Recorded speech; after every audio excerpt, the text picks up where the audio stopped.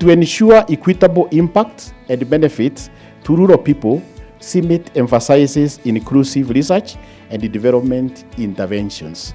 It's really at the core of our business. And starting with the collection of data on gender and social differences, efforts are underway to address these gaps and ensure equitable adoption of technologies and practices. So women are really embedded and working on a daily basis along this seed value chain in order to improve the crops, produce the seed, and get the seed out to farmers.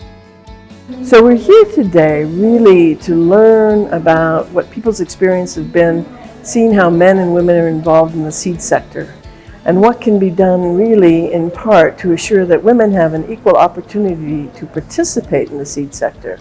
Actually, the ability of people to use those seeds, the ability of those women to actually start a seed business is dependent on what are the underlying socio-cultural norms that even define what a woman can or cannot do, where a woman can go or cannot go, what she can own or cannot own. So you start understanding that cultural gender context, those social norms actually define whether women do what they need to do or not. So when we talk of the seed system, then this workshop is very important because we need to know how do we engage to make women participate in the seed system development in Africa. AgMark addresses the issue of access to inputs, and the biggest input we know is seed, and agro-dealers are key in helping farmers to access the seed. And what we have realized is that unless we include the issue of gender and women in the distribution networks, then we may not be able to achieve our ultimate gain of having a food-secure Africa. Gender issues transect age. So unless you can demonstrate what is a youth issue that is not a gender issue, I think you have a problem in the design of your youth strategy. And then thinking about our seed value chains and thinking, are they youth inclusive? Are they youth responsive to be able to accommodate this category of young people?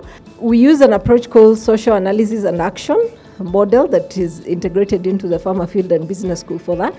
And one of the interesting things that we realize is that the social transformation actually has to begin with us as the staff. Women are very risk adverse to trying new types of crops. So this is what we call our Mandaleo pack. I've learned a lot.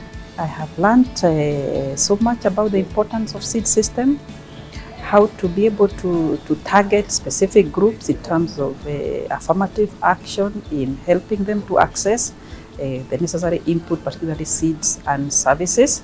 I've also learned that there are a lot of gaps in gender issues around seed, and that also needs to be addressed so that as we target this category of population, we can be targeting them with knowledge as to what are the numbers, where are these people, and then be able to package the programs appropriately.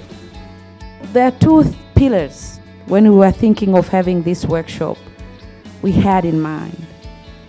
One is to deepen linkages between researchers and development actors and create that community of practice that we hope we have started by you coming together, sharing ideas, exchanging contacts, know who matters in this research and what crops they are working on and how they think of gender.